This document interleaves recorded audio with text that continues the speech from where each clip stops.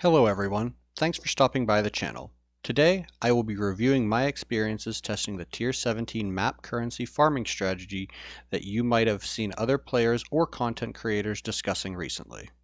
But before we get to it, be sure to hit the like button and subscribe to the channel for more Path of Exile content. First, what is Tier 7 map farming? In short, it entails running juiced maps with a monster level of 71 specifically to drop more Chaos and Divine Orbs. This happens because only monster level 72 and above maps have the ability to drop greater and perfect versions of currency orbs, while still allowing standard Chaos Orbs and Divine Orbs to drop. This reduces the pool of less valuable currency in favor of more valuable currency. How exactly do we implement this strategy? What is the cost of doing so? And what is the profit margin like? That is what we will be discussing in this review. The first thing I want to discuss when it comes to setting up for this strategy is character gear rarity. On the character I used, their total gear rarity was between 105 and 120%. This rarity comes from a combination of 20% rarity on my boots, 85% rarity from an Andvarius gold ring, and 15% rarity from my Rite of Passage golden charm. Next, I want to go over how I set up my atlas trees. For the boss atlas tree, I set it up so that I am taking the nodes that increase the quantity and rarity of items that drop from map bosses. I also take the nodes that increase the quantity of waystones, which is basically a requirement as there is no way around it. And the last 2 points I put into additional strong boxes and essences on maps. You could move these points to the As Merry Spirits or Rogue Exiles nodes if you would like to. You just want to avoid taking the top node that increases the monster level by +1 if there is a powerful map boss on the map, as we are trying to keep our monster level at 71. For my Breach Atlas tree, the nodes I prioritized were Rising Pyre to increase the monster density of breaches by 25%, as well as Zesh's Madness so rare monsters have the Soul Eater modifier, because it's always a benefit for the rare monsters to have more modifiers. For my main Atlas tree, I do not have it set up significantly different than I would when I am farming Tier 15 maps, which means that I take additional rare monster nodes on the left side of the tree, all of the flat quantity and rarity nodes on the right side of the tree, and all of the nodes that will increase the effect of Waystone explicit modifiers as well as Precursor Tablet explicit modifiers. Now let's go over how I rolled my Waystones. I started with a Tier 17 Waystone and slam it to get 6 modifiers. After that, I use an Omen of Chaotic Rarity and reroll the modifiers using a Chaos Orb to boost item rarity on the Waystone. Next, I instill the maps with 2 Concentrated Liquid Fear, Delirium, and 1 Liquid Paranoia. The Liquid Fear makes it so that rare monsters have a 50% chance of having an additional modifier, and the Paranoia adds 15% more rare monsters. Now, let's break down the cost I paid for rolling these Waystones. I am not going to consider the value of the Waystone itself and currency required to get it to 6 mods because it's insignificant in regards to the total cost. But currently, an Omen of Chaotic Rarity has an average cost of 1.5 Chaos Orbs in addition to the Chaos Orb you will use on the Omen. Each Liquid Fear costs 1 Chaos Orb, and you can get 5 or 6 of the Liquid Paranoias for a single Chaos Orb. This brings the total cost of rolling each Waystone to around 4.7 Chaos Orbs. Now we will move on to discussing the cost of the Precursor Tablets that I used. First, I made sure that each tablet had 10 uses available, and in all of my testing I only used Breach Precursor Tablets that had either increased rare monsters or increased rarity. When using an increased rare monsters tablet, they all had 37% increased rare monsters, and when I used a rarity tablet, they all had 29% increased rarity. In addition to this, every tablet I used also had the modifier of having 2 additional rare monsters in breaches on my maps, for a total of 6 additional rare monsters per breach. I ran 3 different configurations of tablets. 2 rarity and 1 rare monster tablets, 1 rarity and 2 rare monster tablets, and 3 rare monster tablets. The cost of these tablets was relatively expensive, with the 37% increased Rare Monsters tablets costing an average of 33 Chaos Orbs, and the 29% increased Rarity costing 13 Chaos Orbs. So the cost to run each configuration of tablets was as followed. 2 increased Rarity and 1 increased Rare Monsters tablets cost 59 Chaos Orbs. With the Waystone, the total cost is 63.7 Chaos Orbs, or around 2 plus Divine Orbs.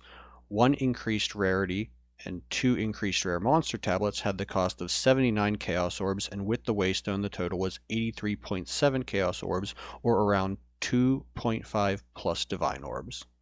And 3 increased Rare Monster tablets costed 99 Chaos Orbs, and with the Waystone, the total cost was approximately 103.7 Chaos Orbs, or 3.5 Divine Orbs. So now I am sure you are thinking to yourself, that sounds pretty expensive for 10 maps, and are interested in what my results were from my time running these juiced Tier 7 maps. Before I give the numbers, just take note that I will be giving you the value of this in Divine Orbs.